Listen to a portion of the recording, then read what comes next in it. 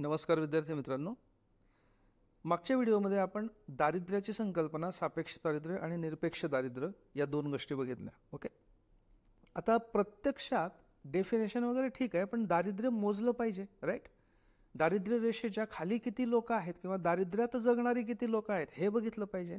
त्याच्यासाठी काय पद्धत आहे हे आपण आता बघणार आहोत. सगळ्यात आधी एक जनरल असं क्लासिफिकेशन केलं जातं. मुळात दारिद्र्य रेषेखाली किती लोक आहेत हे ठरवण्यासाठी दारिद्र्य रेषा ठरवावी लागते, करेक्ट. त्याला म्हणतो आपण इंग्लिशमध्ये पॉव्हर्टी लाईन.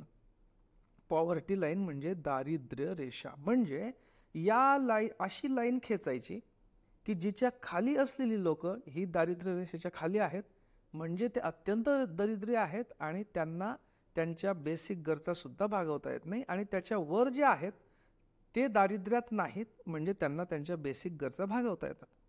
अर्थात या दारिद्र्य रेषेच्या खाली सुद्धा उतरंड असते आणि वरती सुद्धा उतरंड असते. म्हणजे समाज नुसता दारिद्र्य रेषेच्या खाली आणि दारिद्र्य रेषेच्या वरती असा नसतो, त्याच्या खाली सुद्धा उतरंड असते. जसं दारिद्र्य रेषेच्या खाली एकतर गरीब असतात, पुअर, ओके, इंग्लिशमध्ये त्याला पुअर म्हणतात. त्याच्यानंतर खूप दरिद्री असतात म्हणजे व्हेरी पुअर. त्याच्यानंतर ॲब्सोल्युटली पुअर म्हणजे जबरदस्त, म्हणजे निरपेक्षपणे की ज्यांना काही स्कोप दिसत नाही बाहेर येण्याचा, असे गरीब असं सुद्धा असतं. त्याच पद्धतीने जे गरिबी रेषेच्या वरती असतात ते नॉट सो पुअर म्हणजे खूप जास्त गरीब नाहीत. मिडल क्लास म्हणजे मध्यम वर्ग. अपर मिडल क्लास म्हणजे त्याच्याही वर जास्त उत्पन्न असणारे म्हणजे उच्च मध्यमवर्गीय. रिच म्हणजे श्रीमंत. व्हेरी रिच म्हणजे जास्त श्रीमंत. मिलिओनियर्स, ओके, मिलियन म्हणजे 10 लाख म्हणजे लखपती, आणि बिलिओनियर्स म्हणजे करोडपती. Okay, right. सो दारिद्र्य रेषेच्या खाली आणि वरती सुद्धा हे असतं. नॉर्मली काय असतं, दारिद्र्य रेषेच्या खालच्यांना आपण गरीब किंवा दरिद्री म्हणतो, पुअर, आणि दारिद्र्य रेषेच्या वरच्यांना म्हणतो नॉन पुअर, म्हणजे जे दरिद्री नाहीत, गरीब नाहीत. Okay, right. आता दारिद्र्य रेषा किंवा दारिद्र्याचं प्रमाण किती वगैरे हे ठरवण्याचे प्रयत्न याच्या इंडिपेंडन्सच्या आधी म्हणजे स्वातंत्र्याच्या आधी सुद्धा झाले होते. ओके ओके आता अच्छा, त्याच्या आधी आपण अजून एक डेफिनेशन बघू की जी NCERT मध्ये दिलेली आहे, आणि जी NCERT मध्ये दिली आहे त्यामुळे तुम्हाला माहीत असली पाहिजे. ओके, याच्यामध्ये गरिबांचं जे आहे ते काही क्लासिफिकेशन केलेलं आहे बघा. 1, 2, 3, 4 आणि 5 प्रमाणात हे सगळे गरीब आहेत. कुठपर्यंत? इथपर्यंत. ओके, आणि हे गरीब नाहीत. सो 1, 2, 3, 4 4 प्रकारचे गरीब, आणि 5वे नॉन गरीब म्हणजे जे गरीब नसलेले आहेत, गरीबेतर. आता ही डेफिनेशन काय? पहिली डेफिनेशन आहे ऑलवेज पुअर. आता बघा, हा जो मॅप आहे, सॉरी, हा जो हे आहे, नकाशा आहे, पॉव्हर्टी लाईन, ही जी लाईन आहे ना, ही पॉव्हर्टी लाईन आहे. हा जो ग्राफ आहे, या ग्राफमध्ये ही पॉव्हर्टी लाईन आहे. ठीक आहे. आता बघा, हा एक्स अक्ष आहे, वाय अक्ष आहे. वाय अक्षावर हे उत्पन्न किंवा कॅलरी वगैरे आहे की जिथे ही पॉव्हर्टी लाईन आहे. म्हणजे ही जी गरिबीची रेषा आहे, याच्या वर जे असतील ते गरीब नसतील, आणि याच्या खाली जे असतील ते गरीब असतील. ओके, ठीक आहे. आणि हा इथे काळ आहे, म्हणजे समजा जानेवारी, फेब्रुवारी, मार्च, एप्रिल, मे, जून, असं डिसेंबर, समजा 1 वर्षाचा कालावधी घेऊयात आपण. तर एखादी व्यक्ती या 1 वर्षाच्या कालावधीमध्ये किंवा 2 वर्ष, 4 वर्ष, 5 वर्ष, काही घ्या तुम्ही, तर या कालावधीमध्ये कधीतरी गरिबी रेषेच्या वर जाऊ शकली होती का, याच्यावरनं साधारणतः हे प्रकार आहेत. कसा प्रकार आहे बघा. आता बघा, ही व्यक्ती आहे, ही व्यक्ती बघा कायम याचं उत्पन्न कमी जास्त कमी जास्त कमी जास्त होत गेलंय, बरोबर. पण नेहमीच याचं उत्पन्न या गरिबी रेषेच्या खालीच राहिलं आहे.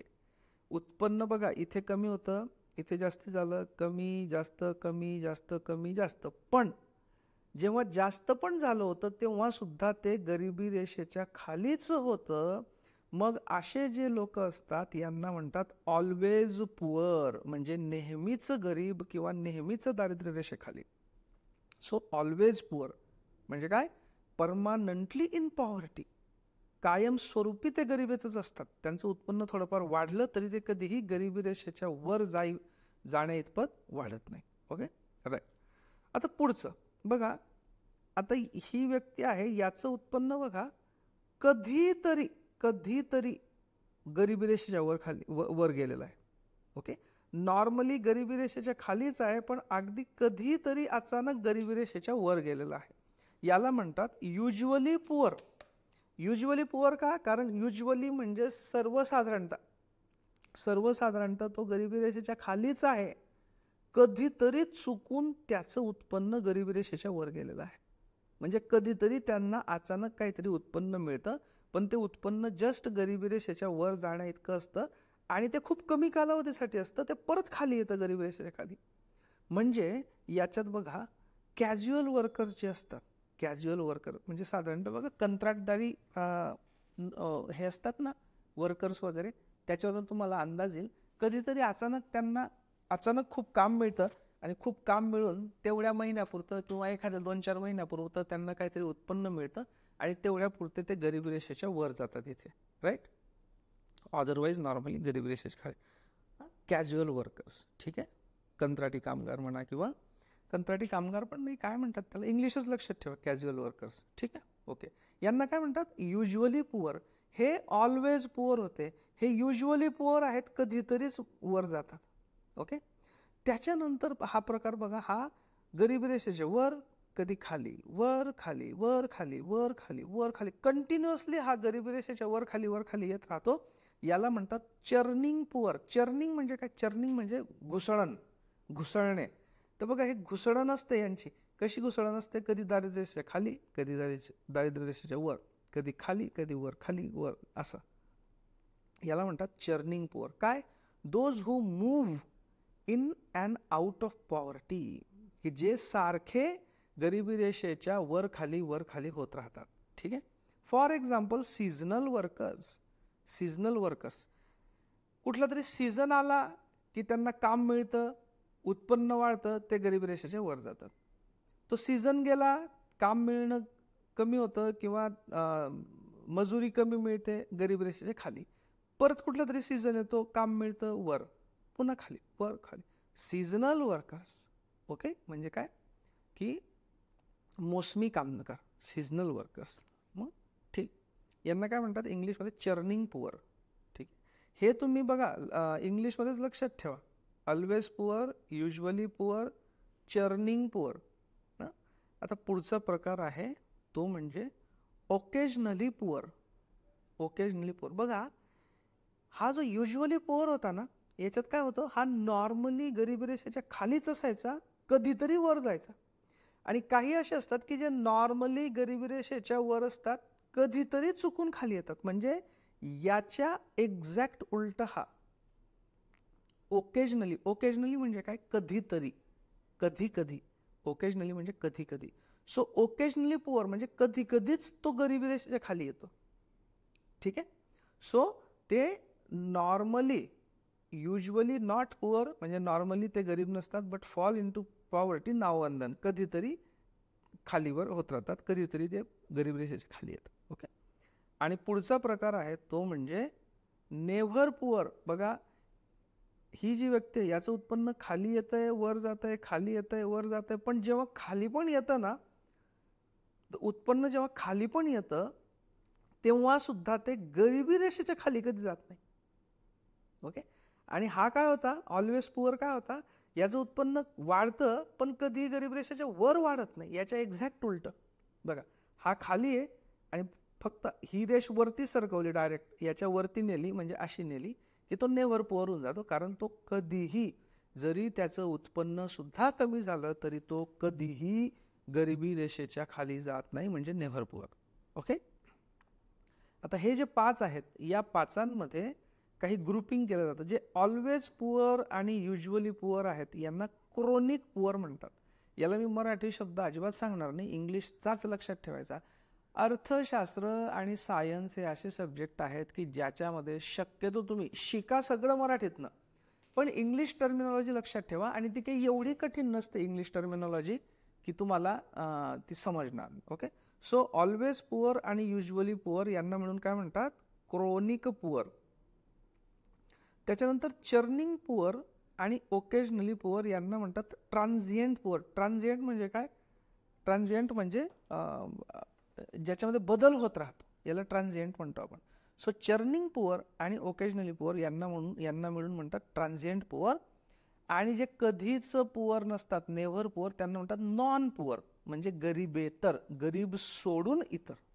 ओके, सो नॉन पुअर म्हणतात त्यांना. ठीक आहे, ओके. आता बघा, आपल्याला माहित आहे की स्वातंत्र्यापूर्वी दादाभाई नौरोजी यांनी एक ग्रंथ लिहिला होता. तो आपण हिस्ट्रीमध्ये पण बघतो, तो आपण अर्थशास्त्रात पण बघतो, पॉलिटिकल सायन्समध्ये पण बघतो. त्या ग्रंथाचं नाव होतं poverty and unBritish rule in India. काय नाव होतं त्याचं? Poverty and unBritish rule in India. Un-British rule in India. कोणी लिहिलं होतं? दादाभाई नौरोजी, राईट. तुम्ही महाराज हा सिनेमा बघितला काय? नेटफ्लिक्सवर. बघितला नसेल तर जरूर बघा. स्वातंत्र्यपूर्व काळामध्ये साधारणतः 1862च्या आसपासची एक खऱ्या घटनेवर आधारित एक जे महाराज असतात ते कशा पद्धतीने महिलांचं लैंगिक शोषण करतात आणि त्याच्याविरुद्ध करसन मुलजी हे त्यावेळेचे एक पत्रकार होते, समाजसुधारक होते. त्यांनी कशी त्याच्याविरुद्ध लढा दिला होता. आणि याच्यामध्ये दादाभाई नौरोजी पण दिसतात आपल्याला, दादाभाई, कारण दादाभाई नौरोजींनी त्यांना सहकार्य केलं होतं. ओके, आणि तिथे एक उल्लेख येतो बघा एका वर्तमानपत्राचा, रास्त गोफ्तार, की जे दादाभाई नौरोजींनी सुरू केलेलं होतं, Rast Goftar. Okay, right. Anyway, so Dadabhai नौरोजींचा हा ग्रंथ होता poverty and unBritish rule in India. थोडक्यात काय की दादाभाई नौरोजींचा इन जनरल थोडासा अभ्यास होता याच्याविषयीचा, पॉव्हर्टीविषयीचा. मग त्यावेळी दादाभाई नौरोजींनी दारिद्र्याचं मोजमाप करण्याचा प्रयत्न केला. त्याच्यासाठी त्यांनी काय वापरलं? त्याच्यासाठी त्यांनी वापरला जेलमधला मेनू. जेलमधील मेनू, अगदी साधा जो मेनू दिला जातो जेलमधल्याला, डाळ, चावळ, एखादी चपाती, एखाद 2 भाजी.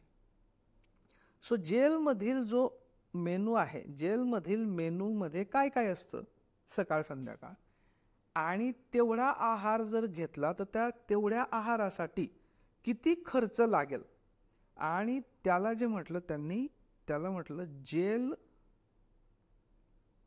Cost of living. समजा जेलमध्ये एखादा राहिला, आता जेलमध्ये का बरं घेतलं त्यांनी? कारण जेलमध्ये बाकी कुठलेही चोचले आपल्याला पुरवता येत नाहीत, अत्यंत साधं जेवण मिळतं. ओके, म्हणजे आयडियली मध्ये मध्ये असे काही प्रकरणं निघतात की जेलमध्ये काही जणांना खूपच जास्त व्हीआयपी ट्रीटमेंट मिळाली वगैरे वगैरे, ते जाऊ द्या. इन जनरल जेलमध्ये अत्यंत साधा मेनू मिळतो. तर तो साधा मेनूला आपण म्हणायचं जेल कॉस्ट ऑफ लिव्हिंग. जेलमध्ये एखाद्याने राहिलं तर अत्यंत साधी राहणी जगण्यासाठी किती पैसे लागतील, जेल कॉस्ट ऑफ लिव्हिंग. ओके, ठीक आहे. मग आता त्यांचा जेल कॉस्ट ऑफ लिव्हिंग जरी त्यांनी काढलं तर त्याच्यामध्ये काही ॲडजस्टमेंट करणं गरजेचं होतं. काय ॲडजस्टमेंट करणं गरजेचं होतं? पहिला मुद्दा म्हणजे की जेलमध्ये फक्त ॲडल्ट असतात, म्हणजे काय, प्रौढ असतात. पण आपल्याला जो सिंपल बेसिक गरजांसाठी जी पातळी काढायची आहे उत्पन्नाची, ती आपल्याला समाजासाठी, देशासाठी काढायची आहे. देशामध्ये नुसते प्रौढ नसतात, बरोबर.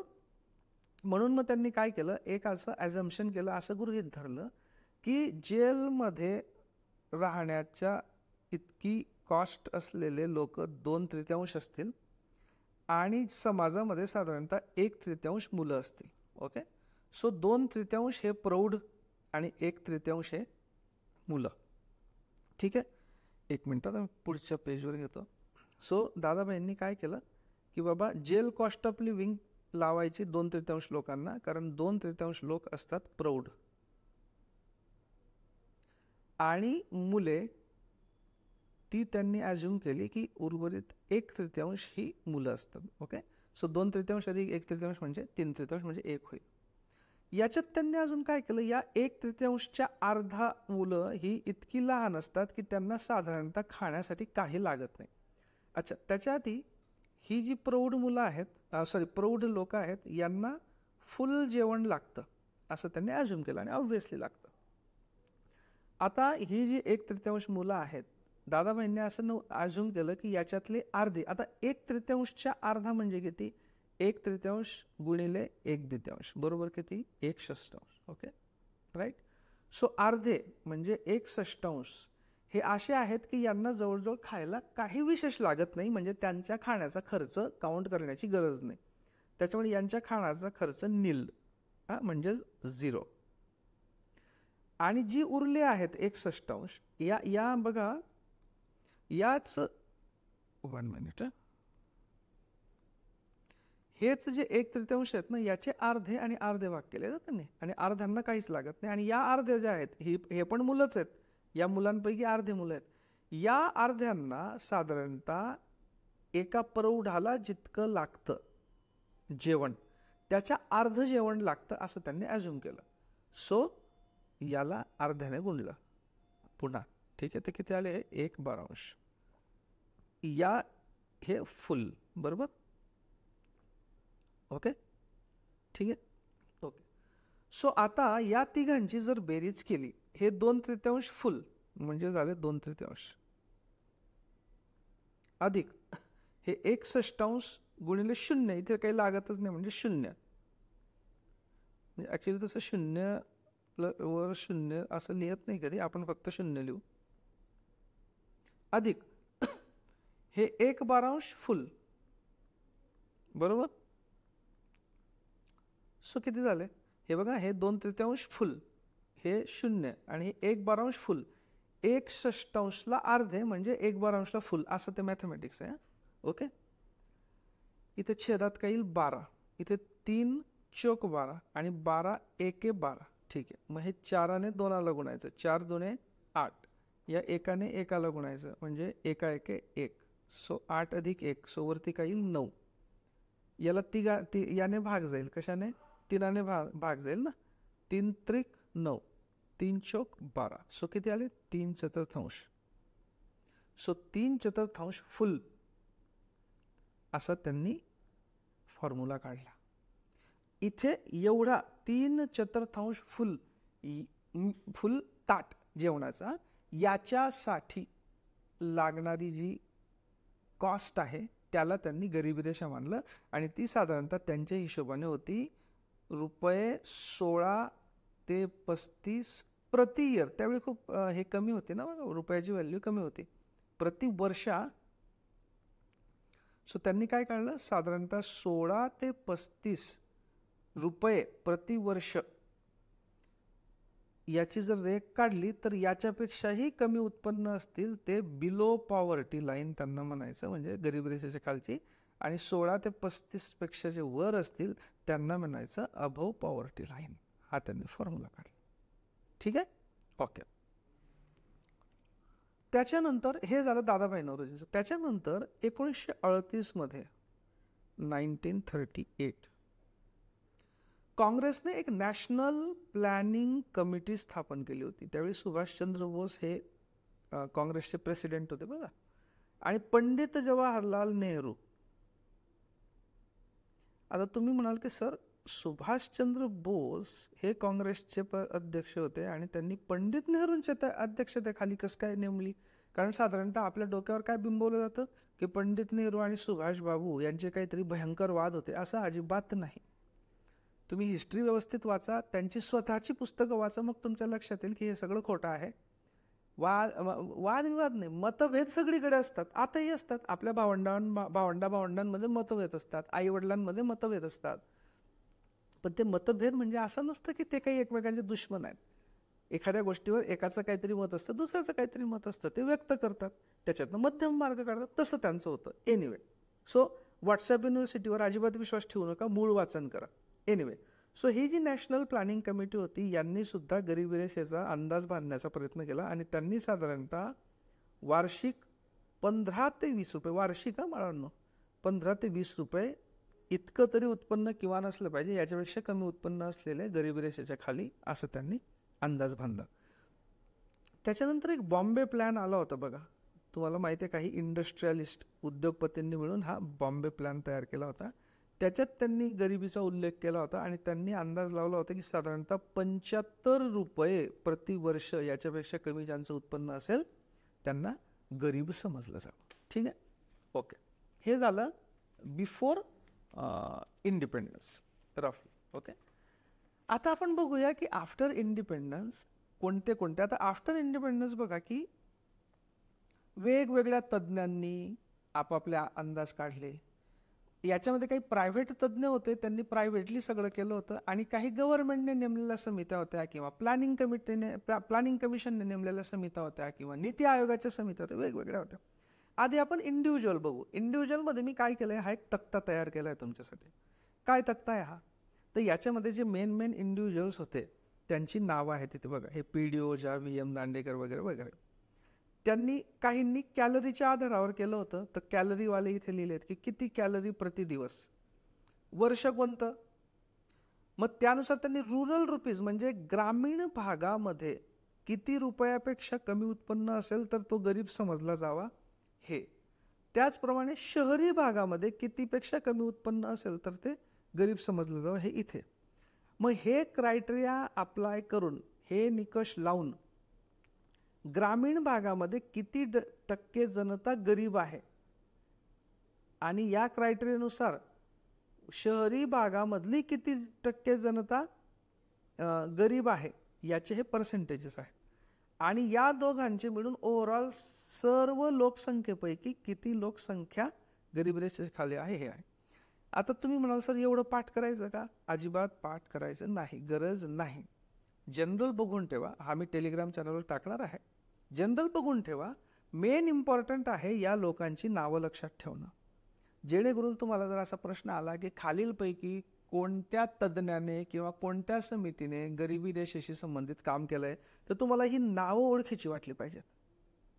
ओके, किंवा उलटा प्रश्न असू शकतो की कोणी गरिबी रेषेवर काम केलेलं नाही, थोडक्यात ही नावं आपल्याला माहीत पाहिजे.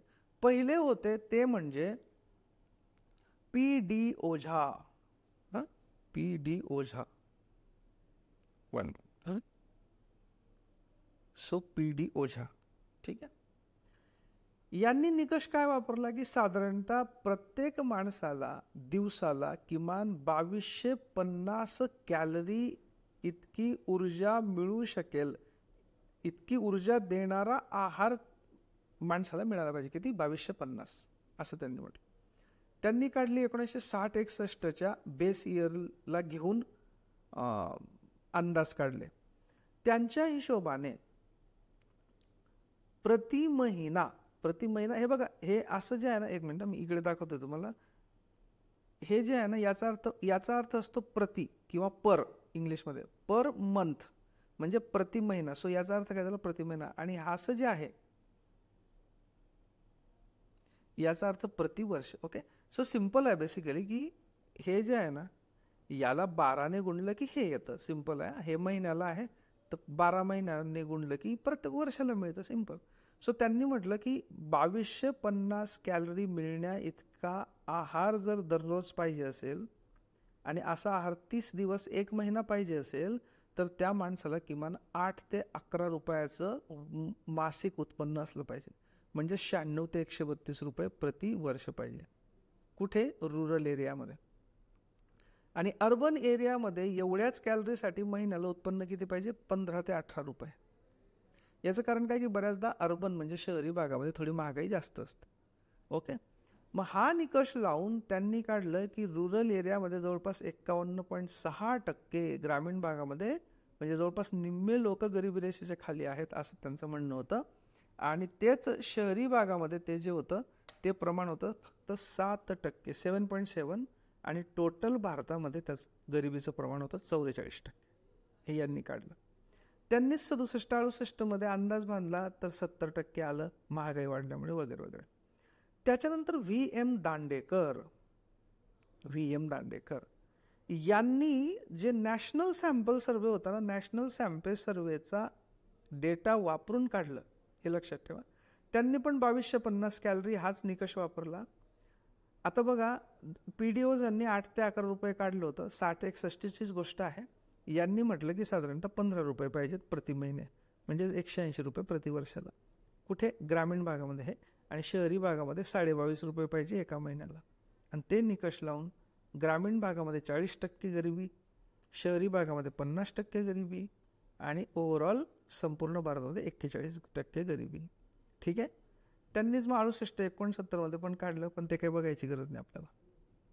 आता BS मिन्हास, BS यांचं जे नाव आहे बगीचा सिंग मिन्हास असं आहे. यांनी नॅशनल इन्कम डिफ्लेटर वापरला. काय वापरला? National income deflator. कोणी वापरला? मिन्हास यांचं नाव बरंच मोठं आहे गरिबीच्या याच्यामध्ये. सो त्यांनी काय वापरलं? National income deflator. लक्षात ठेवा इन जनरल. ठीक आहे. 60-61 त्यांनी काढले 20 रुपये. बाबा महिन्याला 20 रुपये पाहिजेत. सो ओझा 8 ते 11 रुपये, दांडेकर 15 रुपये, आता मिन्हास 20 रुपये, आणि रफली त्यांनी काढली की ओव्हरऑल गरिबी साधारणतः 59.4%. ओके, ठीक. त्याच्यानंतर होते PK वर्धन किंवा बर्धन. ठीक आहे. यांनी वापरला agricultural labour price deflator. Minhas यांनी काय वापरला होता? मिन्हास यांनी वापरला होता नॅशनल इन्कम डिफ्लेटर.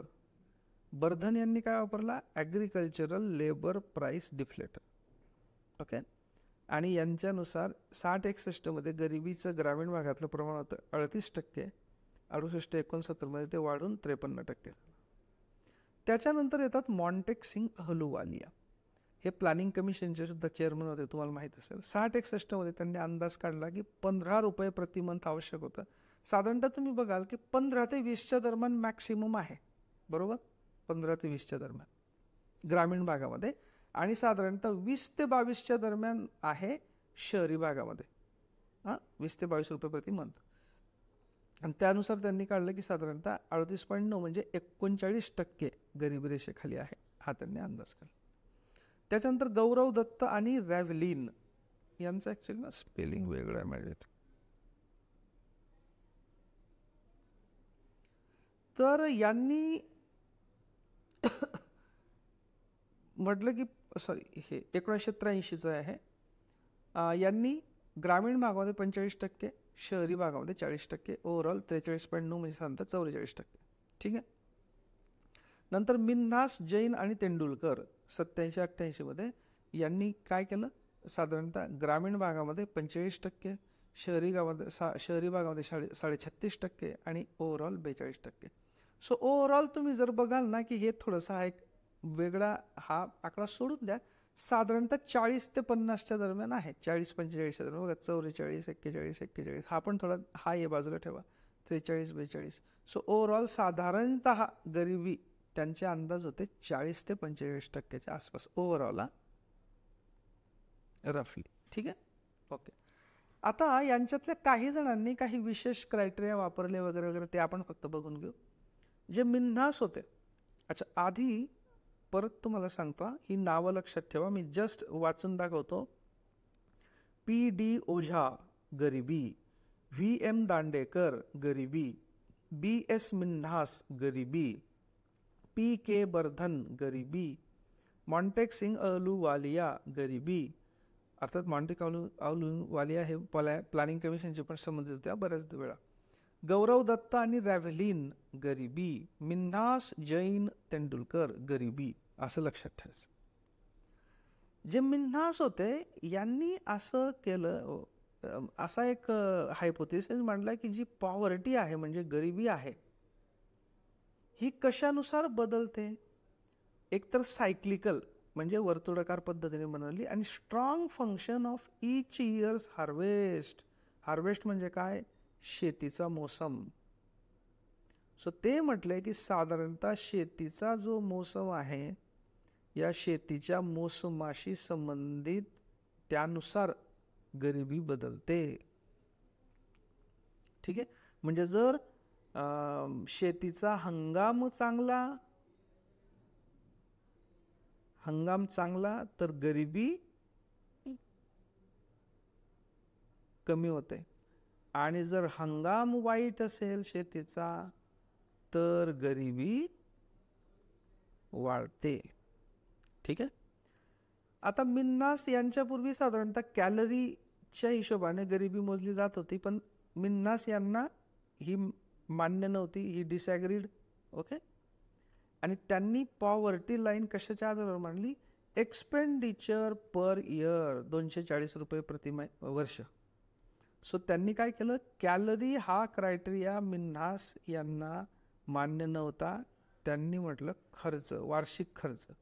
सो ज्या कुटुंबाचा वार्षिक खर्च हा साधारणतः 240 रुपयाच्या वर आहे, त्यावेळीची गोष्ट आहे, आता तर 240 मध्ये काहीच होणार नाही, वर आहे, त्यांनी गरिबी रेषेच्या वर मानलं, त्याच्या खाली असलेल्यांना खाली मानलं.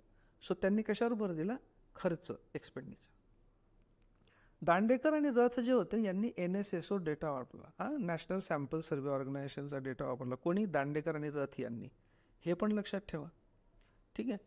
त्याच्यानंतर जे बर्धन होते, अजून काही महत्वाचे पॉईंट, बर्धन होते यांनी चलनवाढ काढताना, म्हणजे समजा 1960-61च्या मानाने 67-68 मध्ये गरिबी वाढली का कमी झाली, याच्यासाठी आपण महागाई वापरू ना. तर त्यांनी वार्षिक महागाई निर्देशांक किंवा राष्ट्रीय किंमत निर्देशांक याचा वापर न करता त्यांनी कशाचा वापर केला? त्यांनी वापर केला CPIAL. म्हणजे काय रे बाळांनो? Consumer price index for agriculture labourers. म्हणजे काय? शेतमजुरांसाठीचा ग्राहक किंमत निर्देशांक हा त्यांनी वापरला चलनवाढ मोजण्यासाठी. कोणी? बर्धन. ठीक आहे.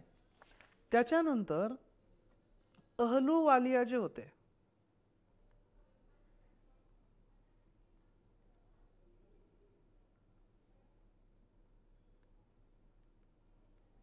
अहलुवालिया, पुढच्या याच्यावर घेऊ आपण. एक मिनिट.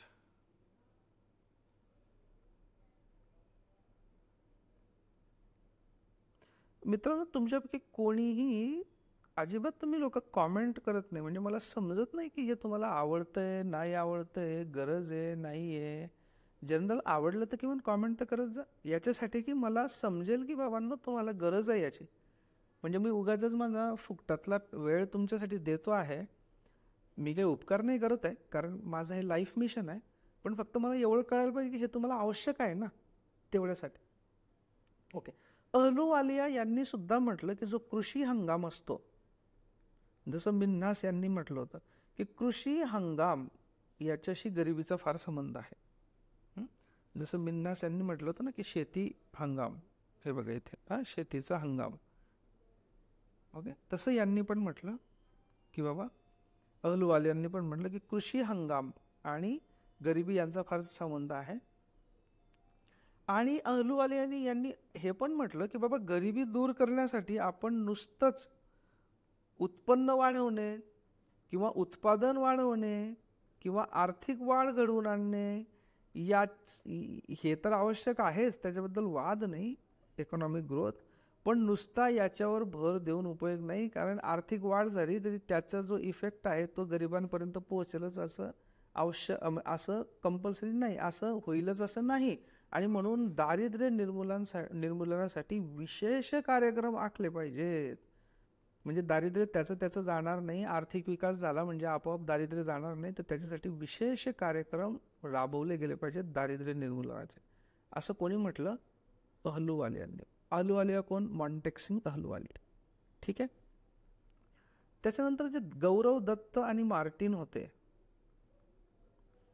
यांनी इन्फ्लेशन मोजण्यासाठी ग्रामीण भागात CPIAL वापरला आणि शहरी भागामध्ये CPIW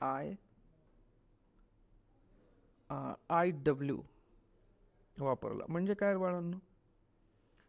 CPI म्हणजे आपल्याला माहिती आहे कंझ्युमर प्राइस इंडेक्स. AL म्हणजे ॲग्रिकल्चर लेबरर्स, म्हणजे शेतमजुरांसाठीचा, ग्रामीण भागासाठी शेतमजुरांसाठीचा ग्राहक किंमत निर्देशांक. आणि शहरी भागासाठी IW म्हणजे इंडस्ट्रियल वर्कर्स. काय? इंडस्ट्रियल वर्कर्स, कारण शहरी भागामध्ये नॉर्मली इंडस्ट्रियल वर्कर्स असतात, राईट, म्हणजे औद्योगिक कामगार. सो औद्योगिक कामगारांसाठीचा काय? ग्राहक. कंझ्युमर म्हणजे काय? ग्राहक. प्राइस म्हणजे किंमत. आणि निर्देशांक, इंडेक्स म्हणजे निर्देशांक, राईट. ठीक आहे, हे त्यांनी वापरले. ओके. शिवाय दत्त आणि मार्टिन यांनी आणखी एक नवीन कन्सेप्ट मांडली. ती कन्सेप्ट म्हणजे पॉवर्टी गॅप. पॉवर्टी गॅप किंवा दारिद्र्यातली तफावत. याची डिटेल्स बघायची गरज नाही. साधारणतः जे गरीब आहेत त्या गरिबांना गरिबी रेषेच्या वर येण्यासाठी साधारणतः किती अंतर कापावं लागणार आहे. ओके. म्हणजेच अर्थव्यवस्थेमध्ये जे लोकांचं दारिद्र्य आहे ते दूर करण्यासाठी साधारणतः किती उत्पन्नाची तूट भरावी लागणार आहे, भरून काढावी लागेल, तेव्हा ते दारिद्र्य रेषेच्या वर येतील. याला म्हणतो आपण पॉवर्टी गॅप. डिटेल्स बघायची गरज नाही एवढी, फक्त कन्सेप्ट लक्षात ठेवा की पॉवर्टी गॅपची कन्सेप्ट जी मांडली ती दत्त आणि मार्टिन यांनी मांडली. ओके. सो मित्रांनो, हे होते इंडिव्हिज्युअल्स की ज्यांनी दारिद्र्याशी संबंधित काही मोजमाप करण्याचा प्रयत्न केला होता.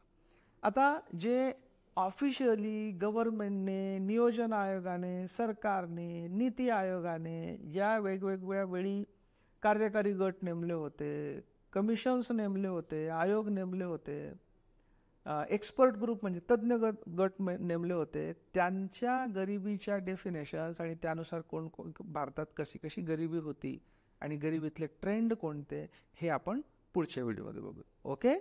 Thank you very much.